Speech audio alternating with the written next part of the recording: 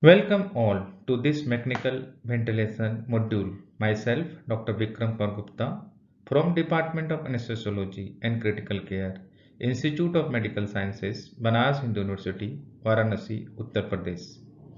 We can understand the importance of mechanical ventilator for the management of critically ill patients.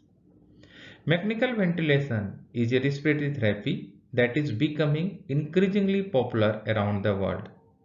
When applied appropriately, mechanical ventilation is a very powerful and effective means of saving life, a lot of lives, because it maintains vital breathing function in an artificial manner. However, if applied inappropriately, mechanical ventilation may be equally powerful and effective in harming patients. The outcome of mechanical ventilation depends to a great extent on the specialist knowledge of the clinician in charge. It is generally the case, more the clinician know, better the outcome. Considering this fact, I have started this mechanical ventilation module which will contain around 20 lectures.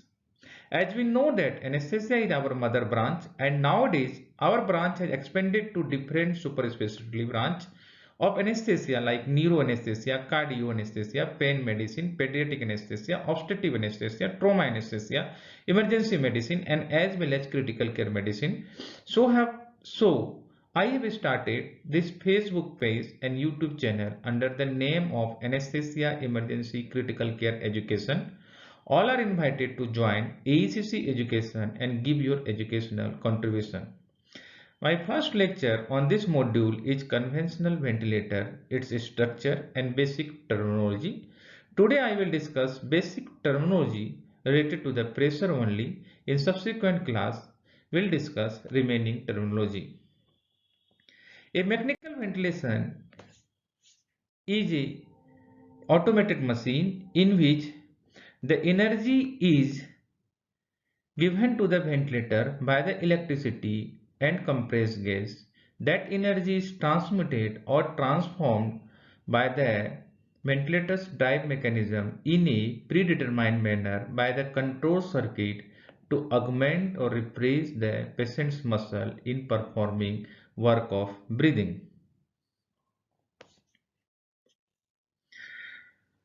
Nowadays, the most commonly used ventilators are positive pressure ventilator. Hence, my discussion mainly limited to the positive pressure ventilator. Therefore, you should understand types of ventilator. There are mainly two types of ventilator: negative pressure ventilator and positive pressure ventilator. Initially, this negative pressure ventilator was most commonly used ventilator, like during the polio epidemics, but it was outdated now. Negative pressure ventilator works by intermittently applying a sub-atmospheric pressure to the chest wall and the abdomen, and this increases the transpulmonary pressure and causes the atmospheric pressure at the mouth to inflate the lung. These ventilators do not require the tracheal intubation, hence it was a non-invasive type of ventilator. An example of negative pressure ventilators are iron lung and Curas ventilator. The positive pressure ventilator, these are the examples. The positive pressure ventilator means that airway pressure is applied at the patient's airway through the endotracheal or tracheostomy tube or NIV mask. The positive nature of the pressure causes the gas to flow into the lungs until the ventilator breath is terminated, and it is both invasive or non-invasive in nature. The primary function of a ventilator system is to intermittently generate a positive airway pressure. How does it work? Let's begin with a simple balloon inflation system. As shown here, the system has four parts: full gas cylinder with valves, connecting tube in balloon in blue, collecting tube in blue, balloon, and hand A to control the flow of passing gas. When the cylinder valves open, The huge pressure gradient forces the gas to move into the balloon. However, by pinching the tube between the finger and thumb, it is easy to control whether or how fast the balloon is inflated.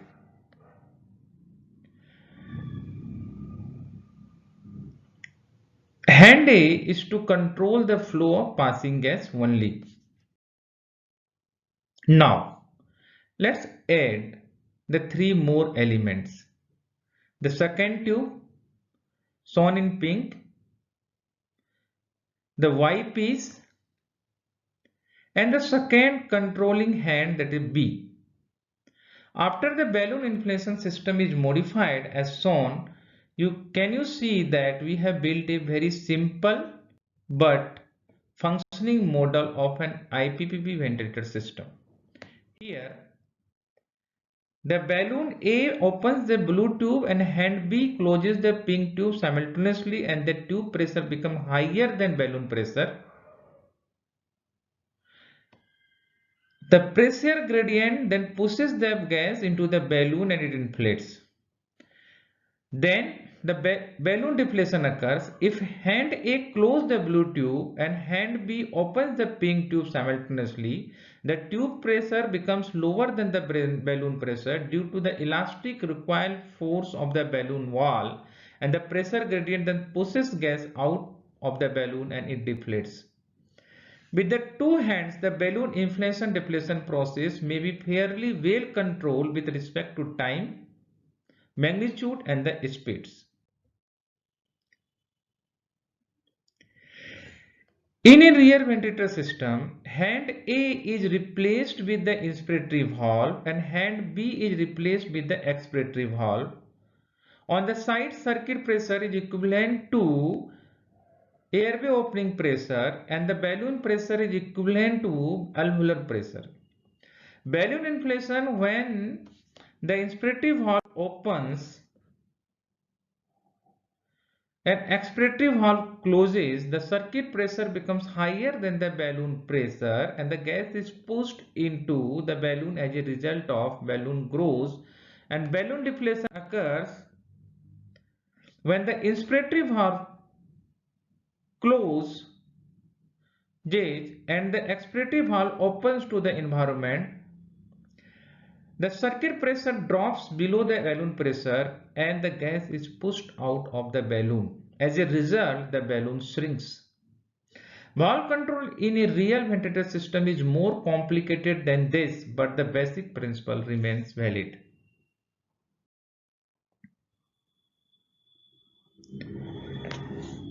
The balloon system is highly comparable to the real ventilator system. The cylinder in the model corresponds to the high pressure gas supply provided for the ventilator system. Actually, a ventilator system needs supply of two gases. One is the high pressure oxygen and the high pressure air. Hand A in the model corresponds to the inspiratory valve. Hand B in the model corresponds to the expiratory valve. The blue and pink tubes between the Y piece and the two hands corresponds to the breathing circuit, and the blue tube pieces between the Y piece and the balloon corresponds to the airway, and the balloon itself corresponds to the lung of a ventilated patient.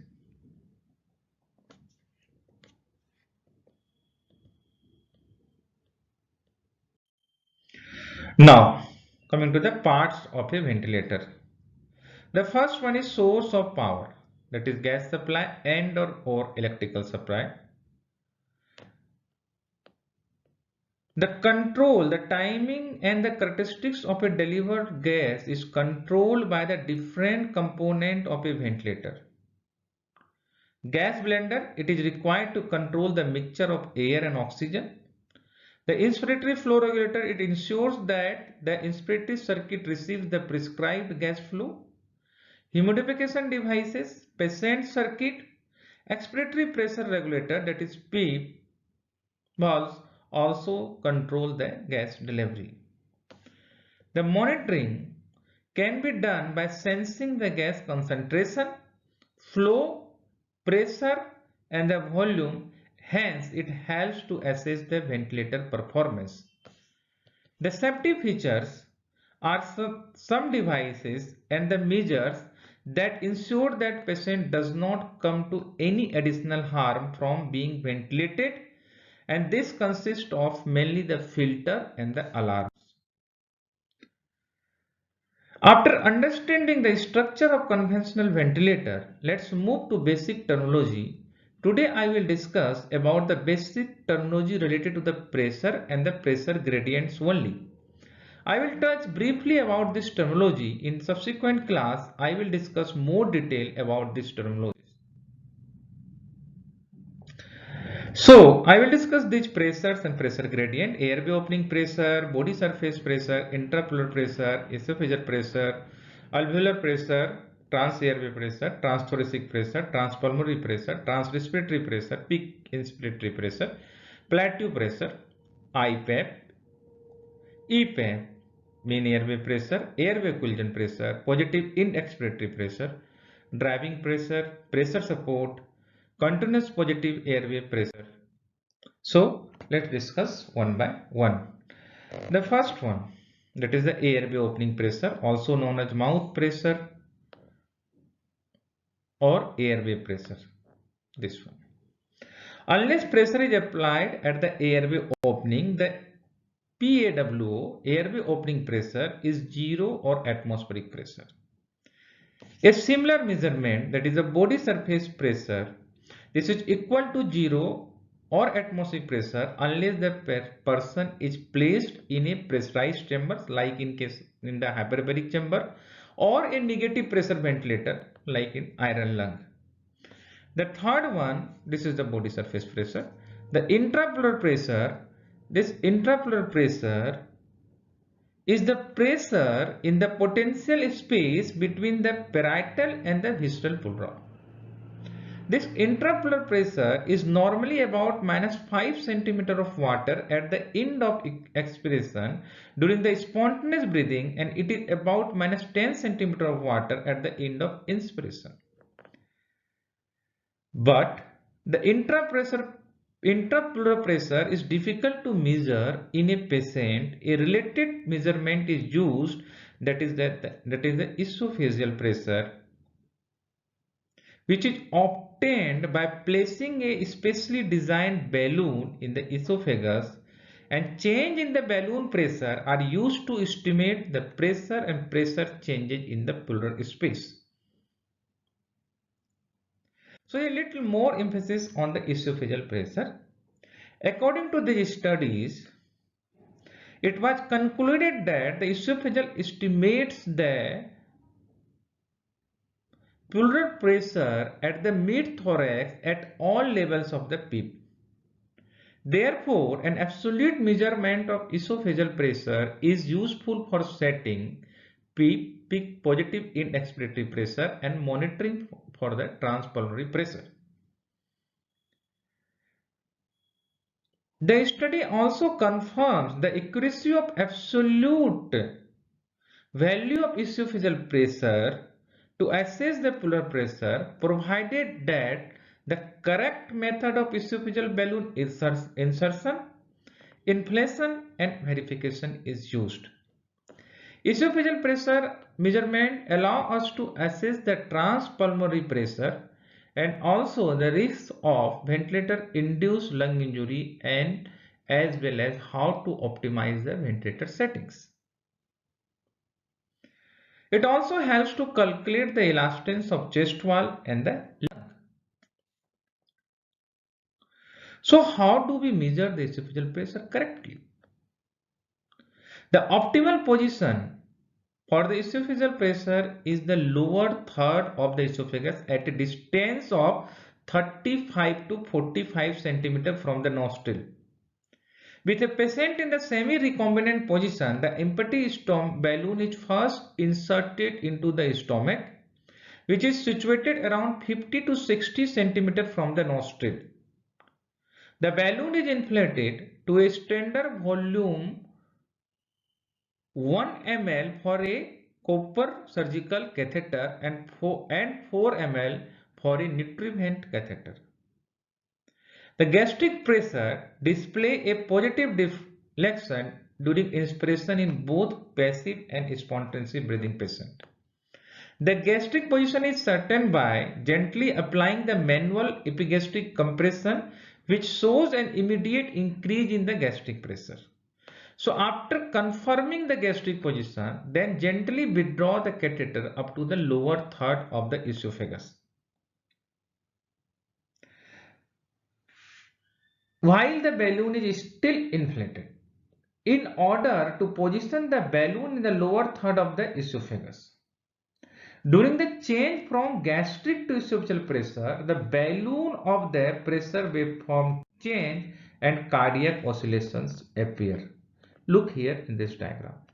The gastric pressure waveform has a positive deflection but no cardiac oscillation. But in the esophageal pressure waveform of a passive patients have positive deflection with the cardiac oscillation. Here, the gastric waveform always positive, whether patient is passive or active, but the esophageal waveform will be negative in case of the spontaneously breathing patient or active patient, and it will be the positive in case of the passive patients. Now coming to the application of esophageal pressure monitoring, the main purpose is to optimize the ventilator setting in order to prevent lung stress, strain and atelectotrauma. Detail about the application, how can we assess the esophageal pressure, we will discuss in ventilator induced lung injury class. Let's move to the same slide again. The another commonly measured pressure is the alveolar pressure. This pressure is also called intrapulmonary pressure or lung pressure. Alveolar pressure normally changes as the intrapressure pressure changes. During the spontaneous inspiration, this alveolar pressure is about -1 cm of water, and during the exhalation it is about +1 cm of water. Now, after this we will discuss about the pressure gradient. The first one is the trans-airway pressure. This trans-airway pressure is the pressure difference between the airway opening and the alveolar pressure. The trans-airway pressure is therefore the pressure gradient required to produce airflow in the conductive airways. It represents the pressure that must be generated to overcome the resistance to the gas flow in the airways. Next one is the transthoracic pressure. It is the pressure difference between the alveolar pressure or lung and body surface pressure. This one, alveolar and body surface pressure. It represents the pressure required to expand or contract the lung and chest wall at the same time. Next one is the transpulmonary pressure. This is a transpulmonary pressure or transalveolar pressure. It is the pressure difference between the alveolar space and the pleural space.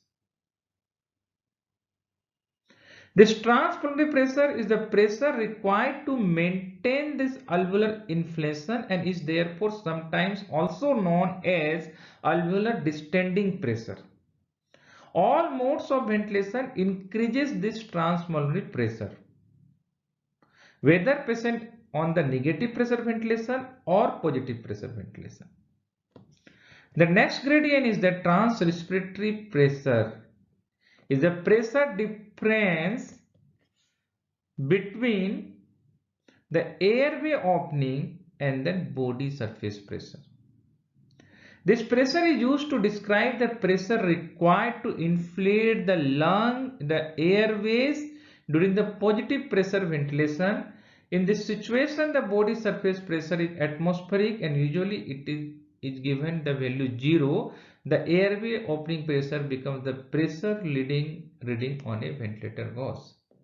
This transrespiratory pressure has two components. One is the transthoracic pressure and another one is the trans-airway pressure. Now,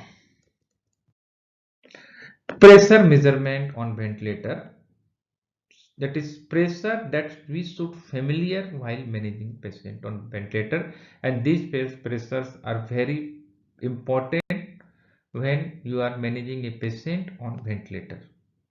So understanding all these pressure, at first we have to understand the equation of motion for the respiratory system. Normally, two types of forces oppose the inflation of lung. One is the frictional force, another one the elastic force. So let's understand this by the basic ventilator circuit diagram.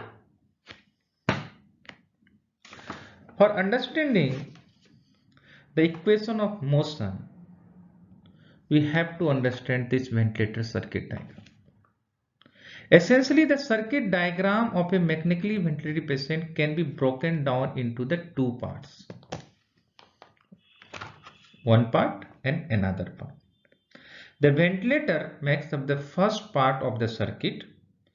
Its pump line like action is depicted simplistically as a piston that moves in a reciprocating fashion during the respiratory cycle. And then another component, another part, the patient's own respiratory system, makes up the second part of the circuit. The diaphragm is also shown as a second piston, causing air to be drawn into the lung during the contraction. These two systems are connected by the endotracheal tube, which we can consider as an extension of the patient's airway. Now, let's understand about the airway pressure.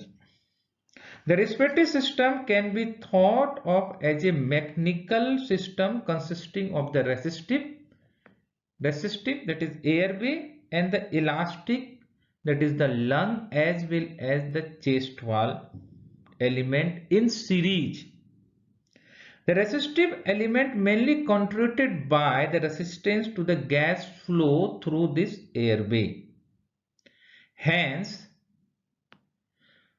the pressure required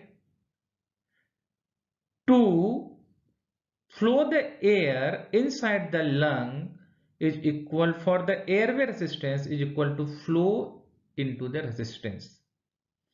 And for the elastic resistance, which includes both lung and chest wall, the pressure required for this overcome this elastic resistance of the lung and chest wall is equal to volume divided by the compliance.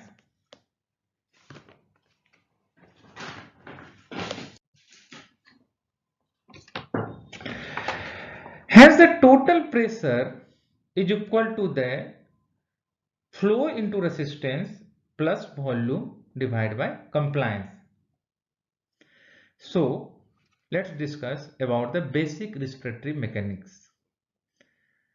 The respiratory system has the inherent elastance and resistance to airflow, which determine the pressure generated within a mechanically ventilated patient. The total airway resistance in the mechanically ventilated patient is equal to sum of the resistance offered by the endotracheal tube and sum of the resistance offered by the patient's airway. The total elastic resistance offered by the respiratory system is equal to the sum of the elastic resistance offered by the lung and sum by the chest wall. Thus, to move the air into the lung at a given time, the ventilator has to generate a pressure that is sufficient to overcome the pressure generated by the elastic and the airway resistance. And This can be understood by this pressure time waveform using a square wave flow pattern, means when the patient in the constant flow, when the patient in the volume control ventilation, because in case of the volume control ventilation there is change in the pressure, there is no change in the volume. So if you want to see the change in pressure, then patient should be in the volume control mode, should be in the square wave flow pattern or constant flow. This pressure time waveform is a reflection of the pressure generated within the airways during each phase of the respiratory cycle. At the beginning of the inspiratory cycle, the ventilator has to generate a pressure, that is the total airway resistance pressure, to overcome the airway resistance. And look here, at this time no volume is delivered at this time. After this lung inflated, the pressure rises in a linear fashion to reach the peak level, and again at the end of the inspiration the airflow becomes zero, so pressure dropped by the amount equal to this, and this is same amount equal to the pressure required for the resistance, airway resistance, to reach the P plateau pressure, and the pressure returns to the baseline during the passive expression. Now, the practical application of this pressure time waveform. So this one is the normal pressure time waveform. Here, look here, this is the P peak pressure, also known as PIP, positive positive inspiratory pressure, plateau pressure here, and this is the trans airway pressure or pressure required for the overcome the airway resistance. So total pressure, that is the P peak pressure, is equal to the flow into the resistance plus volume by compliance, and the normal value of P peak is less than 40, P plat is less than 30, P respect to trans airway P resistance or trans airway pressure is equal to less than 10 in case of the square wave, when the patient in the square wave pattern, square wave pattern flow pattern, patient have the square wave flow pattern, or means patient in the volume control mode. Now look here, here is P peak is very high, but P plat is normal. It is the abnormal pressure time waveform. P plat is normal, P peak is high. It means it is due to the increase of the trans airway pressure or pressure required to overcome the airway resistance, and it should be equal to flow into the resistance. So whenever if the any patient on the ventilator around showing the increased P peak, and you measure the P plat pressure. How will we measure the P plat pressure? We will discuss in the next slide. And if you found that P plat pressure is less than 30, so the cause of increased P peak here is because of the increased trans airway pressure, and this increased trans airway pressure either due to the increased flow or either due to the increased resistance. So look, if the patient has the airway tube blockage, like there is clot inside the ET tube, or patient has the spasm, bronchospasm, laryngospasm, or kinking of the tube. So accordingly that you have to manage the patient. If the patient has the spasm, patient has the wheeze, you have to nebulize the patient. If the patient has the clot or patient tube is blocked, then you have to go for the suction and treat accordingly, and then again reassess if the P peak is normalized or not. But if you found that there is no air, there is no any cause of the airway resistance, like patient has the no span, patient has the tube is clear, it tube, so it means here again the P plat is normal. So here the cause of increased P peak is because of the high flow. And how can we assess this? Look this flow time graph in your ventilator screen, and look here, here is the normal flow and here is the high flow. So you have to rule out the both. If the P plat is normal and P peak high, it means the cause of increased peak airway pressure either due to the increased flow or either due to the increased resistance. So you always look for both and treat accordingly. Now, look here. Here again the P peak is high, but P plate is also high. It means here the cause of increased P peak is problem in the lung parenchyma or problem in the chest wall. So causes are because of decreased compliance. So causes are mostly or increased volume. So like ARDS lung, if the patient has the massive pleural effusion, patient has the pneumothorax, in all these conditions, the P plate will increase and you have to manage accordingly. Now, how will measure the plateau pressure? Plateau pressure is the pressure that is applied by the mechanical ventilator to the small airways in alveoli, and it can be measured at the inspiration with the inspirative hold maneuver for 0.5 to 1.5 second. P plate mainly plateau pressure. It means there is no flow, so we have to go for the inspirative hold. And in ARDS patient, we have to keep the P plate pressure less than 30 centimeter of water. What is the mean airway pressure? During the positive pressure ventilation of a passive subject, mean airway pressure is the pressure measured at the airway opening, average over the entire ventilatory cycle. And if this mean airway pressure will increase, if there is increase in the inspirated time, and because of that there is development of the intrinsic peak because of the volume trapping, and this intrinsic peak increases the mean airway pressure, and it is a major determinant of the transpiratory pressure.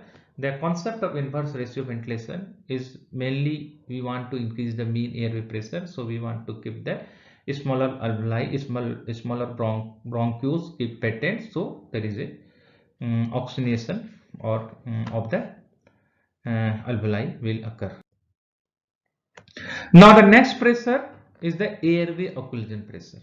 Airway occlusion pressure is the pressure generated at the airways during the first 100 milliseconds, that is 0.1 second, of an inspiratory effort against an occluded airway. So application of this airway occlusion pressure, it increases proportionally to increase in PCO2, and the main determinant of the respiratory drive even during the respiratory muscles weakness. So if the patient has a lot of patient ventilator asynchrony, and it is because of the increased respiratory drive, so this will help to assist the patient when the patient in the weaning failure. In healthy patients breathing, healthy adult breathing spontaneously patient, the P01 is about 1 centimeter of water. In the mechanically ventilated patient, this value is more than 3.5 centimeter, and that is associated with the increased effort or high drive of the patients. The next one is the driving pressure. About detail about this driving pressure, this is very important, and detail about this driving pressure we will discuss when I will discuss about the ventilator induced lung injury. So driving pressure is the plateau pressure minus PEEP, and it can also be expressed as the ratio of tidal volume to the respiratory system compliance, indicating the decreased functional size of the lung. This is very important. Decreased functional size of the lung observed in patient of the ARDS. In detail about this we will discuss later on. Next pressure is the baseline pressure or PEEP. The baseline pressure is mainly 0 or atmospheric, which indicates that no additional pressure is applied at the airway opening during the expiration and before inspiration. And when ventilator operator selects a higher pressure to be present at the end of the expiration, then this baseline pressure is higher than 0, known as a PEEP. And PEEP is mainly two types: extrinsic PEEP or intrinsic PEEP. When we apply it externally, there is the extrinsic PEEP, and auto PEEP will develop like when we want to increase the more inspirated type, like in time, like in case of the inverse ratio ventilation, or in case of the COPD patient, because of a dynamic hyperinflation of lung, there is creation of the PEEP, and that PEEP is the intrinsic PEEP or auto PEEP. Next one is the CPAP, continuous positive airway positive pressure ventilation, and it is mainly applied to the spontaneously breathing patient during both inspiration and expiration. And the indication of the CPAP is to improve oxygenation in a spontaneously breathing patient, like in case of the post-operative atelectasis. It can be applied by the NIV machine or the ventilator. The next one is the bi-level positive airway pressure. There are two types of pressure: inspiratory positive airway pressure and expiratory positive airway pressure. It mainly given by the NIV machine. The one of the indication is acute observation of COPD patients. IPEP is almost equivalent to peak pressure, or EPEP is almost equivalent to positive in expiratory pressure. We will discuss in later on. If any questions, you can mail me in educationaecc@gmail.com, or please subscribe AECC Education YouTube channel and turn bell on, so whenever I upload the next video, you will get notification. So the take home message for my presentation is, it is basic but very important to understand subsequent class, and terminology related to the pressure and pressure gradient is most important to understand. Thanks for watching.